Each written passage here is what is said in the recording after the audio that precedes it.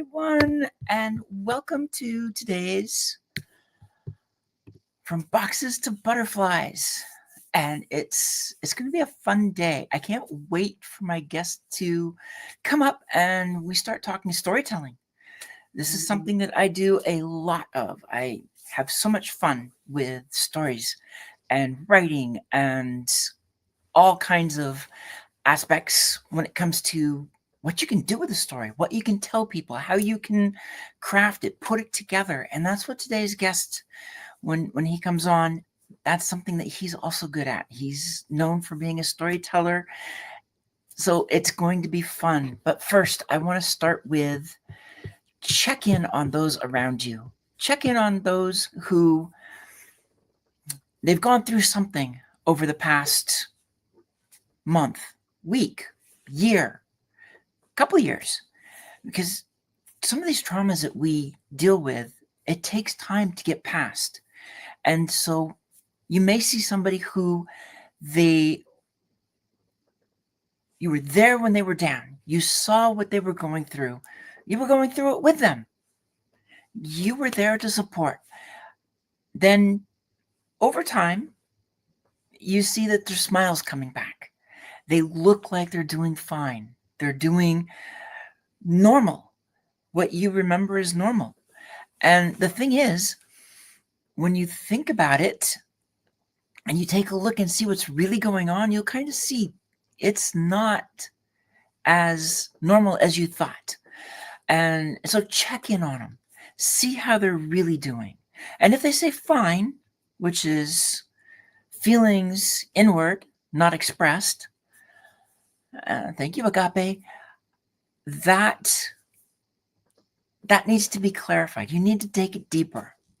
Fine is just a catch-all word in this world right now. So don't accept fine. Dig deeper. And if you really do have a safety space, a sense of belonging with them, where they feel safe to open up, then you should be able to get more and find out what's really going on. How are they really doing? And how can you help? So check in on those around you, because we're also good at wearing a mask, and you won't know often when somebody's really having a problem until it's too late. Let's not wait for too late. In terms of my awesome sponsors, I start with my dear sis, Dr. Constance Leland with Level Up Academy. And I can go on, I could take a whole show just talking about her because of everything she does, what she does, how she does, the way she is there to level others up. And it's been such a wonderful blessing to work with her. And she's my bestie, best friend, that forever sister that I never had. When I look at what she does and how she is there for people, she focuses on the mission. How do you get the mission done? How do you work with them? Get them ready for the next level. And so understand that she does education, but she does so much more. She does press releases. She has access to premium magazines. She has a podcast. She has 2 TV shows, independent TV shows. She has radio. She has live stream. I mean, CJ and I have this time on Tuesdays. CJ's live stream is at this time on Wednesdays. And her first TV show is this time on Thursdays. So that 9 to 10 Pacific time, Tuesday, Wednesday, Thursday, noon Eastern, you get us over 3 shows. It's so much fun with her doing all this stuff. And she is one who is so good with the story as well. That's what press releases are. They're mini stories. When it comes to a press release, she's there for you. Look at all these industries that she has access to. You can go see her, talk to her. You've got something that you're ready to promote to the world. Do that. Touch base with her. Because the one thing she will also do is make sure that you are ready to do that.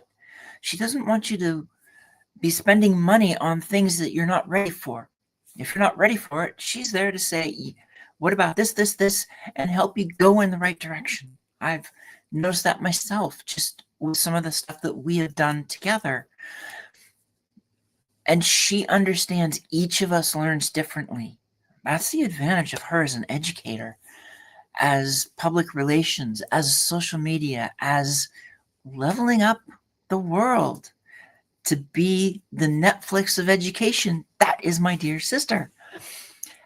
And collaboration. When I talk collaboration, and I posted about this yesterday, collaboration over competition.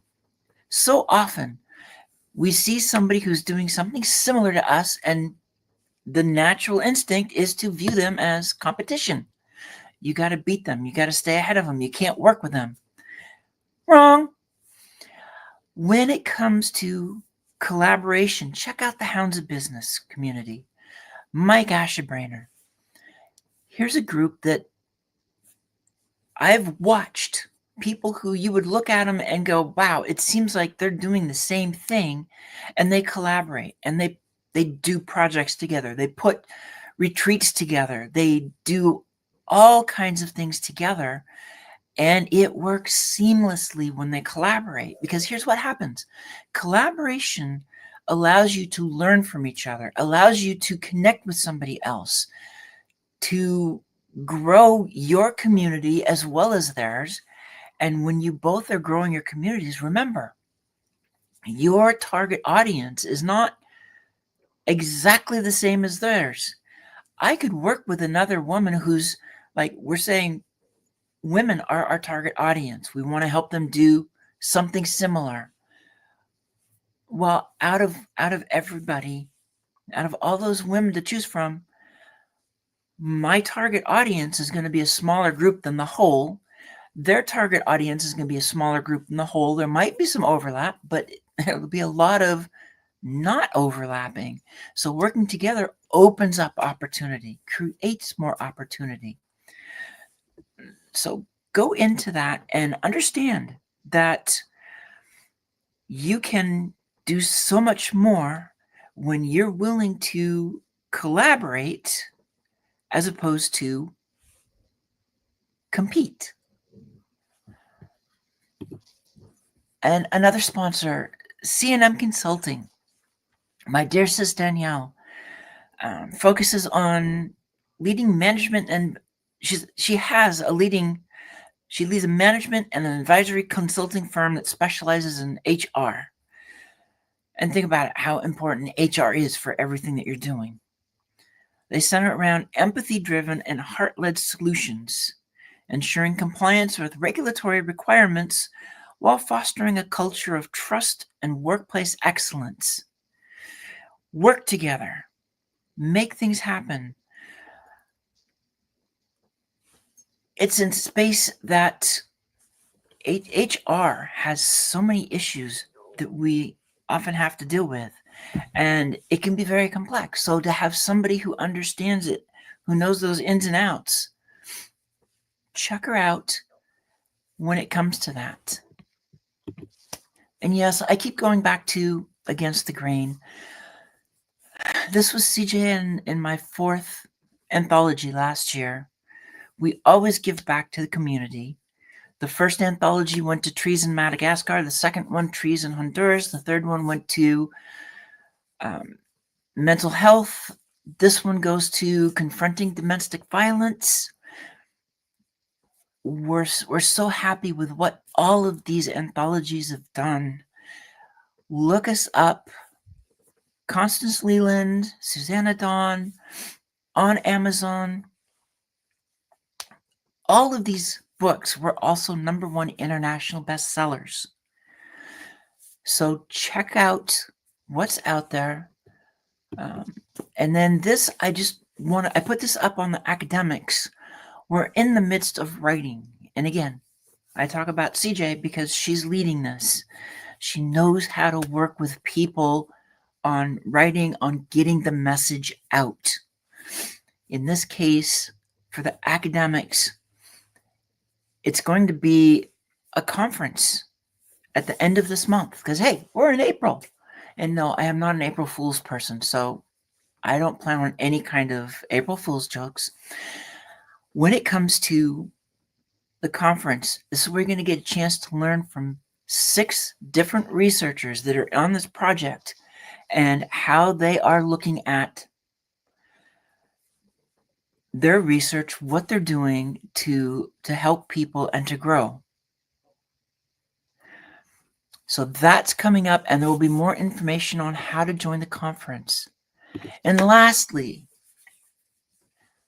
Chronicles of Scattered Pages, Stories from Everywhere is out. And yes, I talk collaboration because it's what it is with my sister. This is our 5th anthology together. This is our 5th #1 international best-selling anthology together. We have helped publish 79 stories.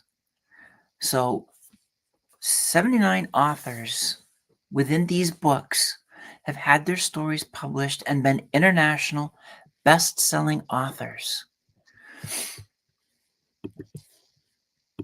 And it's been an amazing time. And we always, with CJ, we're always doing new things.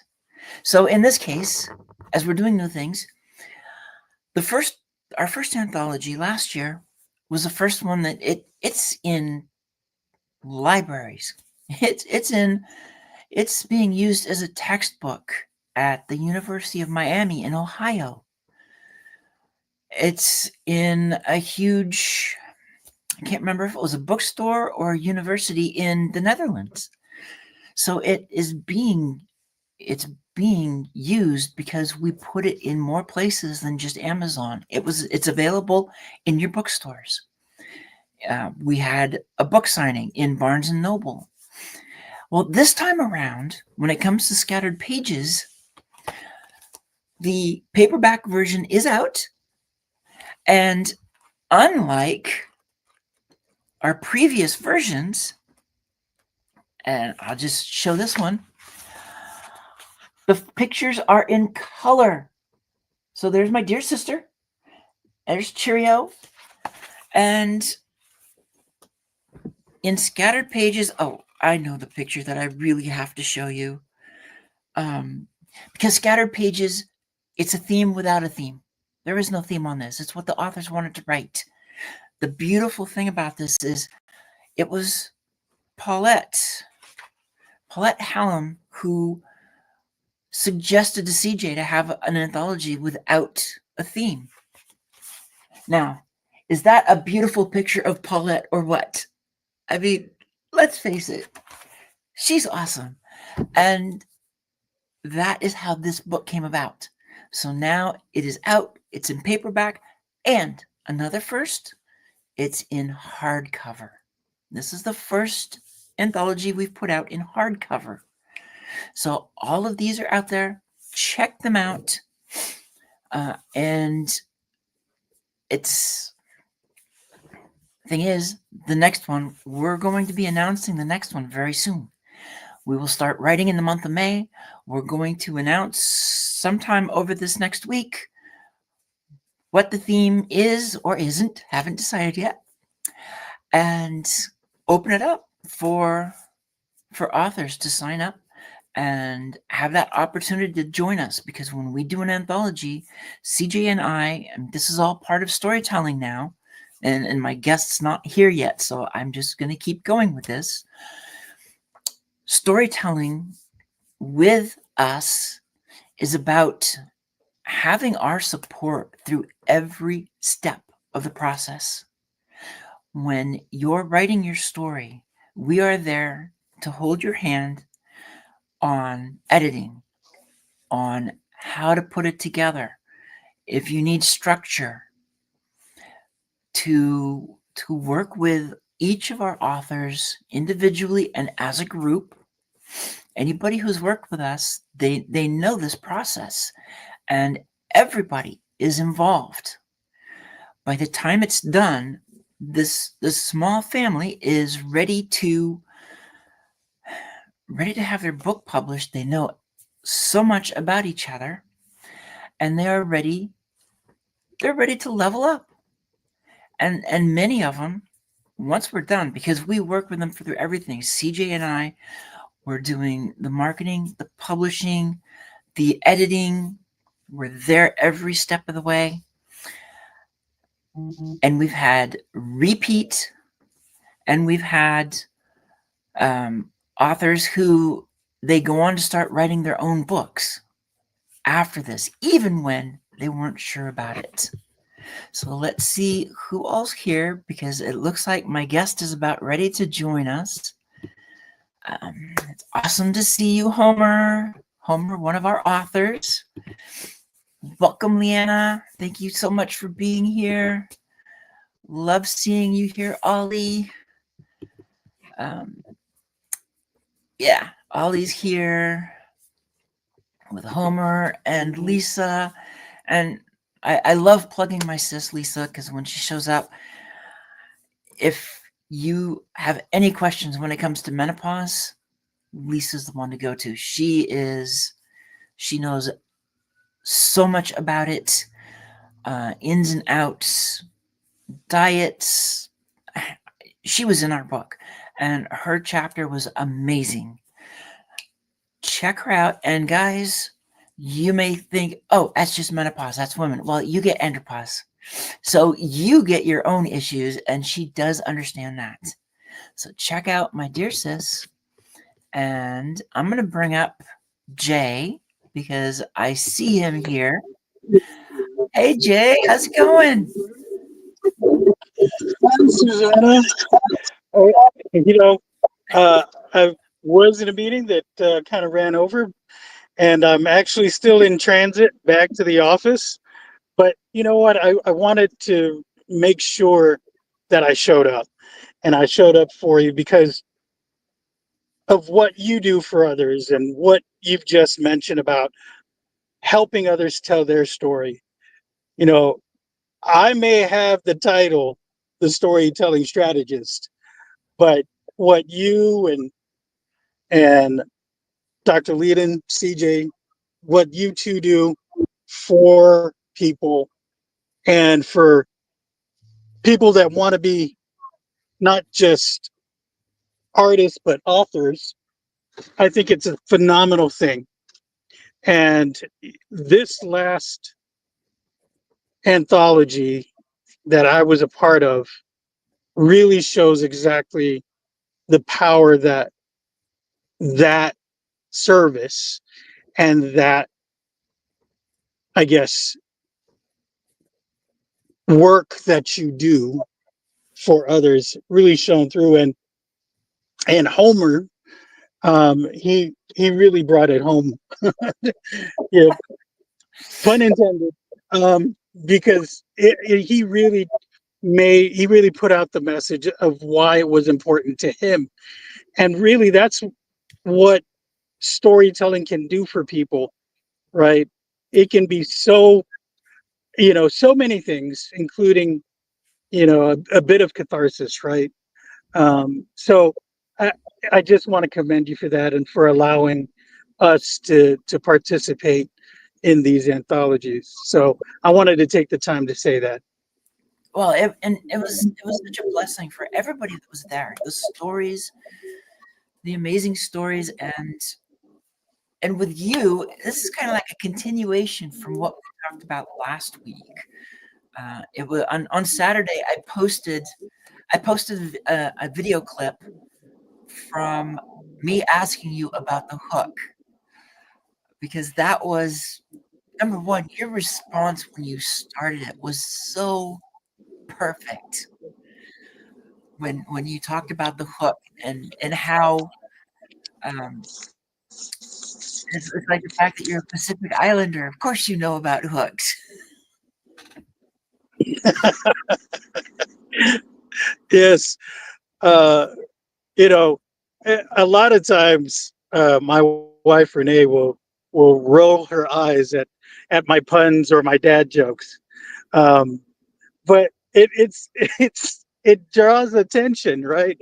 It does exactly what I was talking about it, there's a hook to it. And Exactly. so it was a perfect illustration. But, you know, it's the second rule of engagement in my book, the rules of engagement in storytelling. The Uh-huh. first rule is know your audience, right? And Right. I thought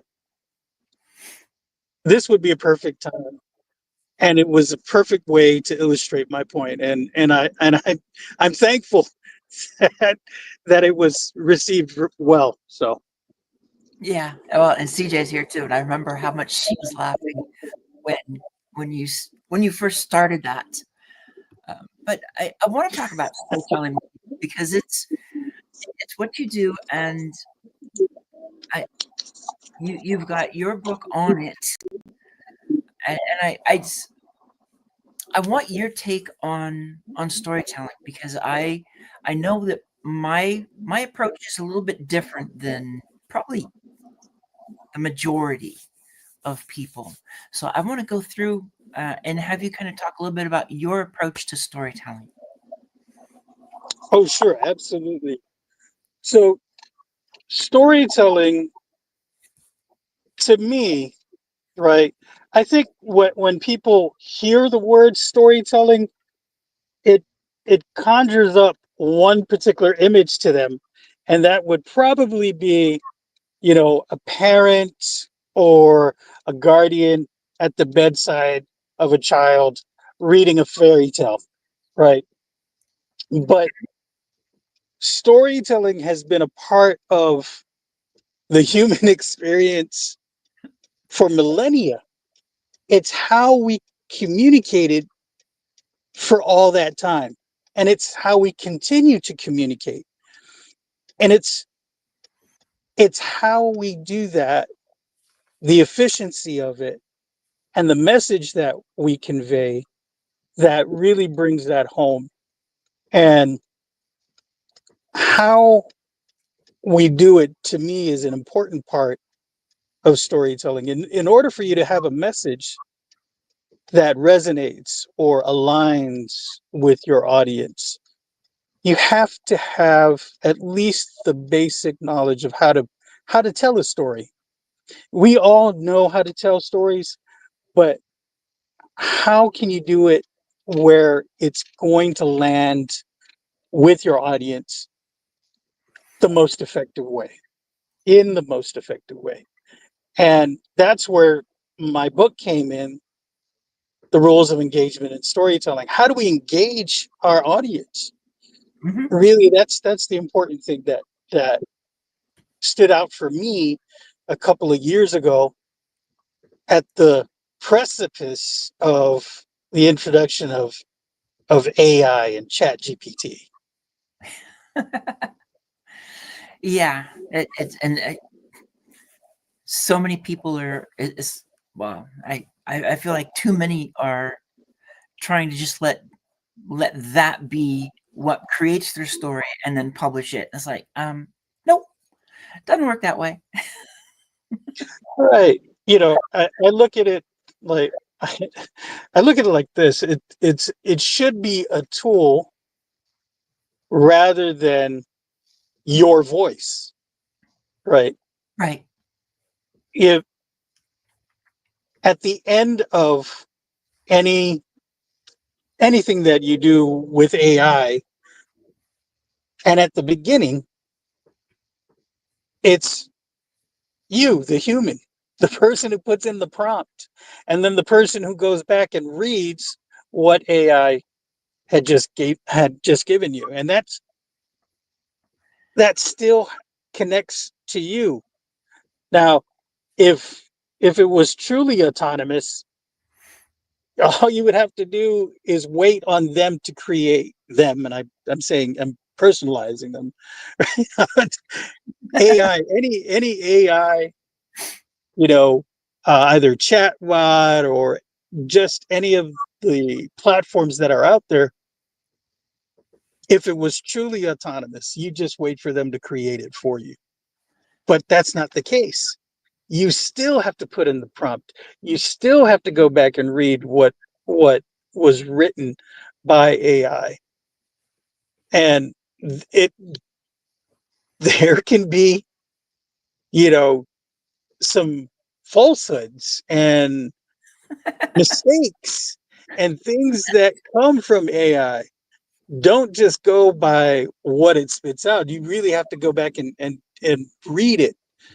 Um, and that to me is important. That's the whole reason I thought now is the perfect time to share that knowledge of those rules of engagement. Right. Yeah, and CJ commented, she's like, storytelling is how we were brought up and how she knew her great grandparents and grandparents, and it wasn't always princesses, LOL. Right. Oh my gosh. Right. You know, um, so I was raised Catholic. And so during this time, it's the Lenten season, right? And for many Catholics, especially Catholics from Guam, which is where I'm from, right? There's a story that was told to young children in order for them to be still during this time. Now, obviously, kids, by their very nature, are going to be rambunctious, they're going to be loud. Well, the entire time of Lent, you are supposed to be silent. You're almost supposed to whisper when speaking. These are the things that you had to kind of observe during this moment, because the story in the faith was this is the time that Jesus is suffering, and we have to wait for Easter to celebrate. And so you're supposed to meditate, you're supposed to pray, everything is supposed to be solemn during this time. And as a kid, that was difficult, right? So there was something that we learned as a kid from our, the adults, basically, that any guardian, any parent, any uncle or aunt would say, and that was beware the Babwin Kuresma. And what does that mean? Basically, it's the beast of Lent. There will be a wild boar that will come and take you into the jungle if you were too loud and too rambunctious during this time. And so I totally agree. It's not all about, princesses. Right? These are the stories. So just a little anecdote on what CJ was saying, and it's true. And it's not all about knights and rainbows and unicorns. It's Right. how can we share our stories with others, and those stories really help that other person and either come to an understanding or to gain knowledge that they didn't have prior to you sharing that story. Yeah. And I want to, because there's so much to that, but I want to get through this of, do you do your stories in any particular genre, or are you kind of multi-genred? And so I can tell stories in many different ways, right? Um, I in the contact center business, it was helping businesses tell their story. It was relating to customers on the phone by relating a personal story. Uh-huh. It was helping people in the last couple of years with brand building, content creation, and audience, and particularly employee engagement. So storytelling is multifaceted. There are different channels and ways to tell a story. And I I, I do all kinds. I do. I even, you know, um, I recently shared this with a group that I'm working with now, that I do voice characters to tell a story, Okay. right? And during story time with Jay and friends, there were several different things that I did. First, I would open up with music from the Pacific Islands, kind of Hmm. to set the tone.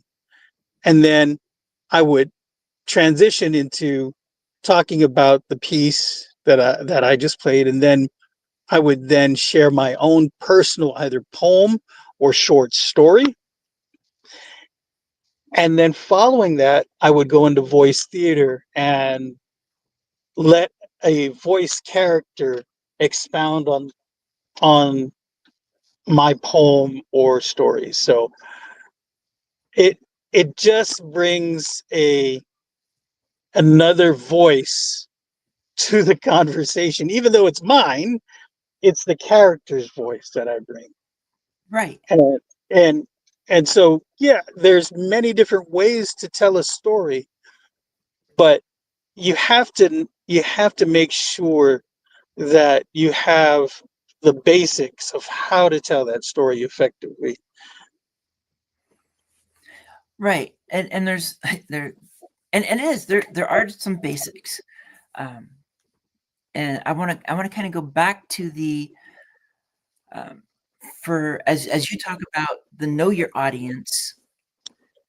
I'm one that it depends on what I'm writing as to whether I am going to focus on an audience or, quite frankly, just let the story write itself, and I'm not thinking of anybody other than the story, making sure that it's something I like, and then see where it takes me. Because that's the fantasy series that I started. That is how I approached that one. I didn't sit down and say I'm gonna write for a specific audience. It's like I like this. I like fantasy. I had just read. Um, I had just figured out what my grandfather was numbering in the book of Ephesians in the 6th chapter. And it's like it took me 3 weeks to figure out he was numbering the pieces of the armor of God. And then my first thought was, can I make a fantasy story out of this? And that's where everything started. And it kind of wrote itself. So genre is going to write itself. If it's nonfiction, it's a little bit different. And quite frankly, Sis is helping me understand better how to structure some of that stuff. So then it is like you're saying, it is knowing an audience because it's being structured for an audience. Absolutely. You know, one of the things that I learned there, so in another storytelling platform, I was a what they call a slam poet. So slam poetry basically is a competition um, of poets that share their poems in front of a live audience, and people get to choose who was the best poet of the evening. Well, Uh-huh. when I was doing that, I first went in with the notion, if my poem just resonates with one person, then I've done my job. I've Right. made the connection. But when you're up there and you're doing this like improv, you get immediate feedback. You can see the faces of the crowd. You can hear people murmuring and not listening to you because your message isn't hitting them. So you can on the fly make sure that what you're sharing hits the audience the way it should, and they're engaged. I'm using that word again, but it's true. You Right. can see and get that feedback immediately with a live audience, and then you can tailor it and shift or pivot if you need to. So that's where storytelling and knowing the basics of it comes really, really into play. Right. And I would say that it actually has helped. I would say that it actually has helped me, especially with my LinkedIn live events. Well, LinkedIn Live events, if you really get down to it, it is storytelling. Everything we do, everything we post on LinkedIn is storytelling. Even CJ commented how marketing today is more than ever all about storytelling in a strategic way. So we have the stories that we tell, and then we have the stories that have that strategic purpose in life. Absolutely. You can do it. You can do it where it's marketing, it's advertising, right? It's allowing you to sell a product or service, or it's something that's going to help humanity. It's going to contribute to the discussion on how society will evolve, or it can just be something that's entertaining. And sometimes all of those things intersect. And uh, I have this perfect analogy for it, and that's I've used it several times, but it's a perfect illustration of what I'm talking about. Many years ago, we knew of a phenom named Michael Jordan, Uh-huh. right? Even people who are not athletes, who are or never even followed sports, people to this very day still know who Michael Jordan is. Well, 2 years ago, many of us sat in the movie theaters watching a 2 hour commercial. And what am I talking about? I'm talking about the movie Air. This movie, right? The trailer for it, you would have thought that the movie was entirely about Michael Jordan, Mm-hmm. the athlete. But really, it was about the company Nike and how Nike managed to snag the phenom known as Michael Jordan, the college phenom at the time, Michael Jordan. And it turned into a beautiful, wonderful commercial for Nike for 2 hours. And the protagonist wasn't even Michael Jordan. The protagonist in the story, in the movie, was a Nike executive trying to help Nike not die against the competition. So eh, these are the things that can help. Well, storytelling really can help build a brand, save a brand, and personalize a brand. Right. That's exactly what it can do. So, and in this day and age with online companies, there's so much competition, and it's competition all across the globe. Mm-hmm. How do you compete? Storytelling. Exactly. It's all storytelling. It's I think about I live like 2 miles from Nike's headquarters, so and the thing is, where I'm at, you've got the world headquarters for Nike here. So there's when you look at the campus, there's stories around everything they're doing on this campus and how broad it really is.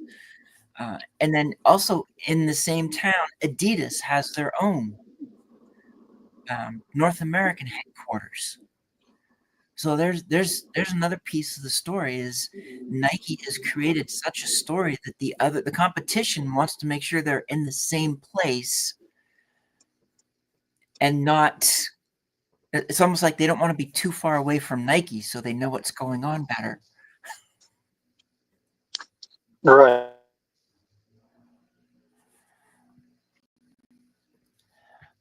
And these stories, and it's the comments. The comments are great too because how the stories are really um, giving life. The stories are really life and death. You just as you're talking about air, and the story around all of it. Not only is it just a story, a nice story, in some ways, it's a story about life and death. Because if Nike, what would have happened if Nike didn't do what they did? Where would they be right now? They probably wouldn't be the powerhouse that they are. And how would that story have played out? Absolutely. I think let me go back to a little bit about the personalization of companies and brands. You know, if you take a look at the current brands that have been around for at least the last 20 years, Uh-huh. those stories, those brands are synonymous with their founders. So if I mention, oh, let's say Microsoft, right? Uh-huh. Who comes to mind? It's going to be Bill Gates. Exactly. If I an old Tesla, and it's being mentioned a lot lately in the news, who, who comes to mind? Exactly. Right. And so that's the thing that we have to consider is storytelling. Personalization comes from storytelling, and these stories are going to allow people of different backgrounds learn and understand what the brand is all about: culture, mission, vision, all of those things. And it all really focuses and centers on a story. Right. Yeah, Nike, it's Phil Knight. But that story has even more to it. I mean, some of these stories some of these stories are solely around that person who starts and then the company. And then you have some of those stories that, yes, you see the person, it is the person, but the story goes beyond, in some ways, goes beyond the company. Because Phil Knight, it's that connection with the University of Oregon. So there's another piece that is different than if you talk Amazon or you talk Microsoft. Because now suddenly he's got it's not, and it's all tied with sports, but it becomes a bigger deal. And how U of O becomes his test ground. I mean, it's a story of so many different things. Uh, and it's like, okay, I think I want to back out of this because I can get into some weeds I really don't want to get into. No. But see, look at what the story of Bill Knight can do. right? The person then is the brand. It's synonymous with it, right? You Right. can't say the brand without thinking of the person and vice versa, right? So, and in this digital age, it's extremely important because it it brings that authority, one, and two, that personalization, that human face to the product or to the service. And it's going to allow for people to say, hey, I like that guy. I like what he stands for. I like what he does, or I like what she does. I like what they do. Let's follow them. Let's Mhm. see what they're about. Why is this shoe better than this other shoe? Why is this service better than the other service? Right. And as you talk about that too, in my mind, like with the case of Phil Knight, it goes farther than that because if you say Nike, primarily you're just going to think Phil Knight. For those of us that are of the 80s and 90s going forward generation, yes, Michael Jordan might be a secondary thought when you say Nike, just because of how instrumental he was with what happened with the shoes. However, if you say Phil Knight, you're going to think Nike, and then and maybe it's because I just live in Oregon. You're going to think University of Oregon. You're going to think um, what he's doing with Oregon Health Sciences University because he's got money going into buildings and cancer research. So the man, when you think the person, the brand, the story, it goes beyond the primary of Nike.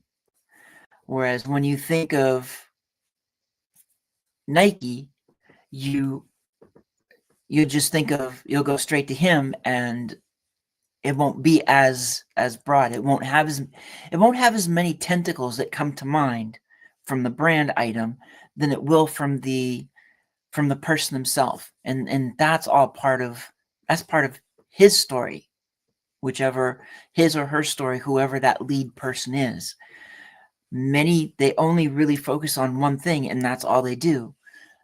There are others that they get spread out, and suddenly you have multiple products where you think the product, you go back to the same person. You think the person, you're going to multiple products. So it's product to person, it's a one-to-one, but person to products, it's a one to however many are out there. Talk about a big story. Right, right.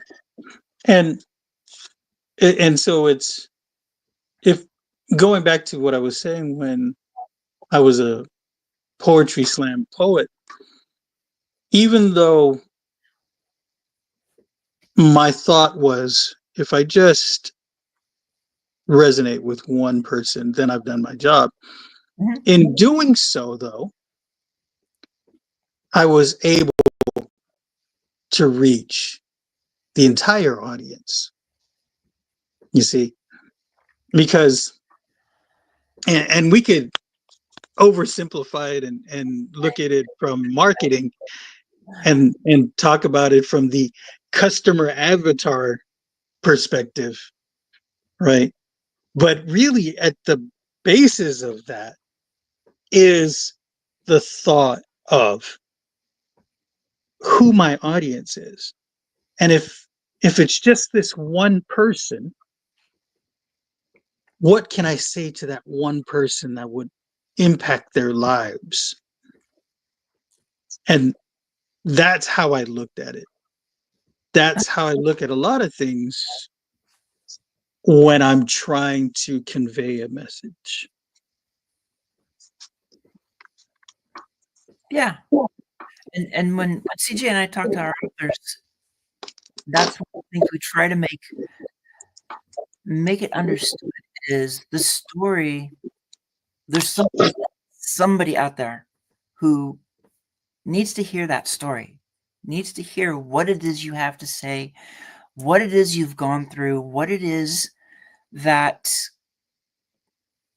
whatever aspect, even if it's just a small piece or if it's the story in total, that will spark and hopefully ignite something in that reader to make a change that maybe they've been wanting to do but weren't ready to do until they read that story, or didn't know that they needed to do a change until they read the story and realized that is speaking to them. Right. Absolutely. I think that sometimes you realize that a lot of the customer avatars or audience avatar,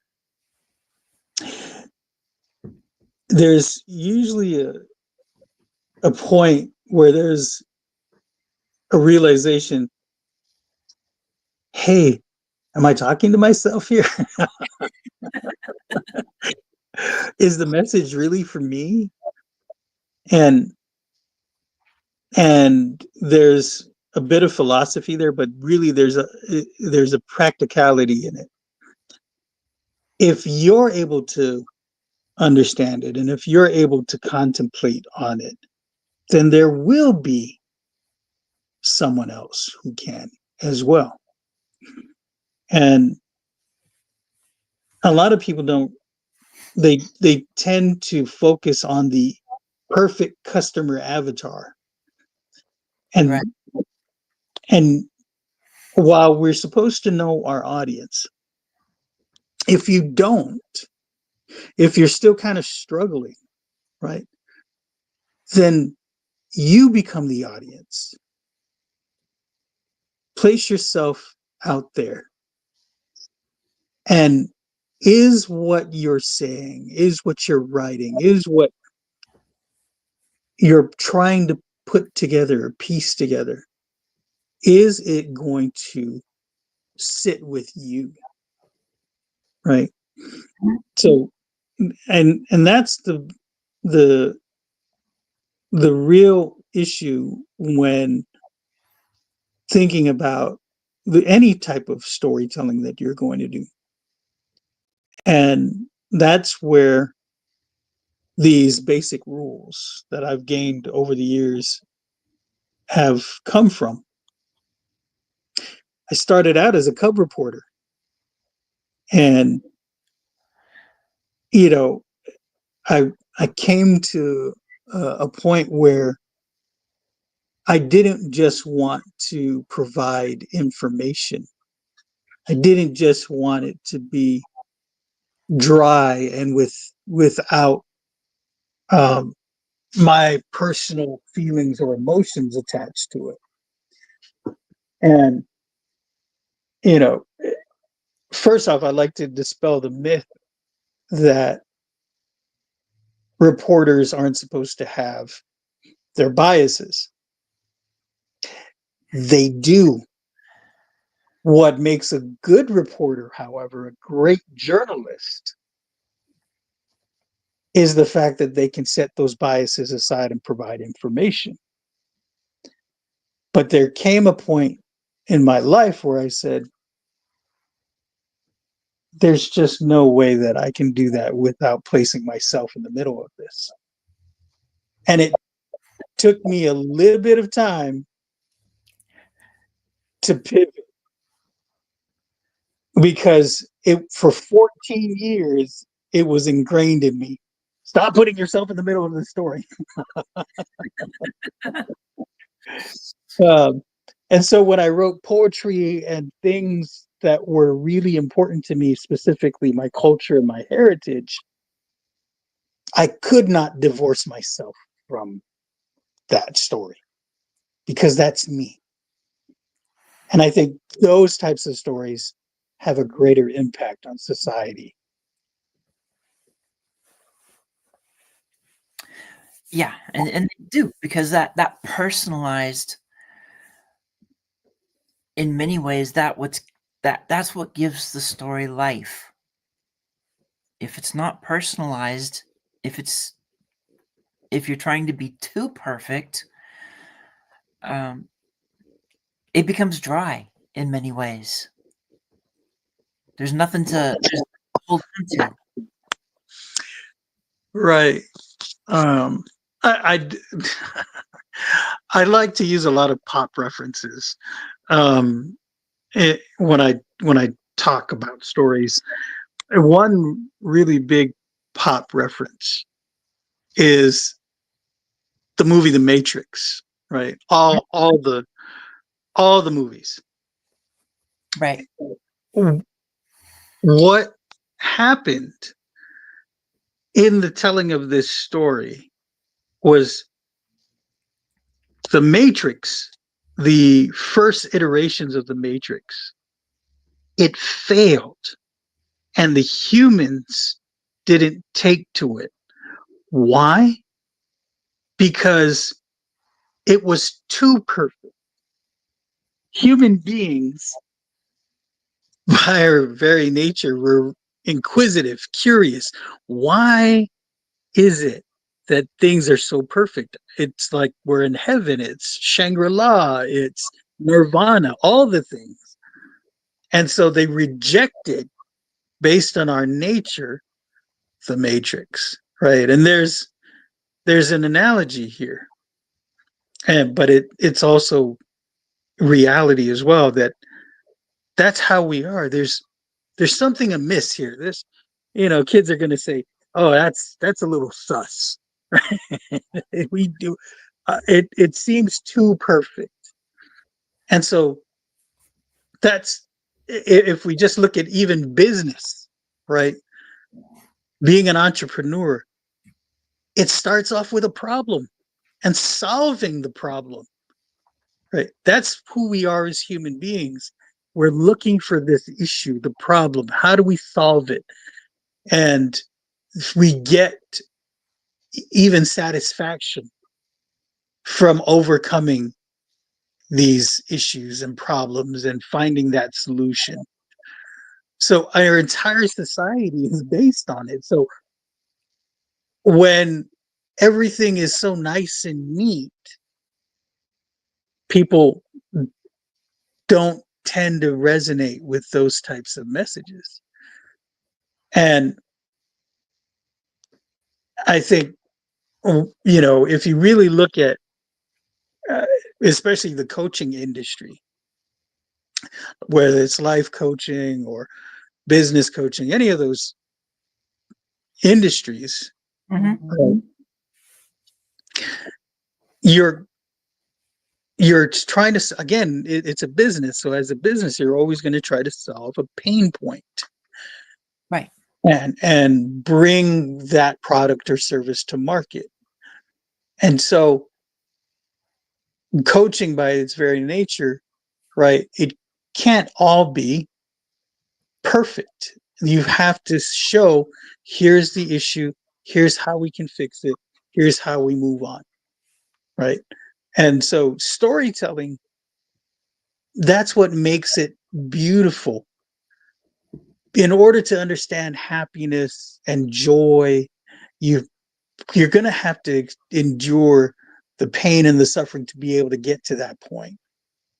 And I'm going to use a really corny phrase that I heard a very long time ago. You know, sometimes in order to see a rainbow, you've got to stand in the rain. Yep. Right. And as human beings, that's what we really cling on to, right? Is that, oh man, how do we fix this? So there's a rule. It's the fourth rule of engagement in storytelling, and that's do not fear adversity. Because when you fear adversity, you're not showing the true nature of human beings, right? And there's a quote that I want to share, and it's something I wrote down a long time ago. It's sharing adversity fosters empathy and it adds depth. It allows you and the audience to bond. And bonding occurs over struggles and collectively overcoming obstacles. Right? If as an educator, right, you're you want to help others reach a certain point in their education. They've now learned so many things, they're able to move on either in their academics or in their career. And in order for you to get them there, sometimes it's a struggle. But when you get to that point where you see that glimmer of understanding in their eyes, it's like, now I've done it. I've helped them get to that point. You've now reached this pinnacle of the work that you did to help that student get there. And as a storyteller, that's where we are. We want to see that same glimmer of understanding from the audience. Yep. I love how you put that. And I know we're up at the hour. It's time goes by fast here. It does. It goes by fast, and I'm so glad that you were here and that you were able to come. I would like you to let everybody know how to find you. Any last words of wisdom? I mean, that one was great. And anything else that's kind of going on right now for you. Sure, absolutely. Don't forget the anthology that was just released that became an international bestseller. So I'm there. Look for it, read it. There's a lot of good nuggets, not just mine, but other stories there as well. Um, and of course, my book, The Rules of Engagement in Storytelling, that's just reached. That's one of the other meetings I just had today was to get it in all kinds of places. So it's in Apple Books, it's in Barnes and Noble. Right now, it's only digital, but soon it'll be even hard copy. So I'm looking forward to that. Yes, and once I figure out what's going on with my website, you can go there. That's uh, www.ruleyourstory.com, and you'll see exactly what I'm talking about when you go there. I'm all about helping people tell their stories, so speaking engagements, um, book signings, um, webinars, things like that. Those are all things that I want to help businesses, people, entrepreneurs with telling their story, getting their story out. And I think lastly, what I would like to share with your audience, Susanna, is that the more we share our stories, the more we're going to see the similarities in our humanity more so than our differences. And that's a 10,000-foot view of it. But I think if we all continue to have that mindset, we'd make a huge, huge impact. So I want to bring it full circle back to the beginning where I thanked you and Dr. Leland for doing exactly what you've been doing. So thanks again. Thank you, and thank you for being here. And for everybody who was here, thank you for joining us. It's been a great conversation, and storytelling is something that we could be talking about for hours because there's so much to it. But we have to stop it here. So thanks for coming. Thanks everybody for showing up, and I will see y'all next time. Bye. Bye-bye.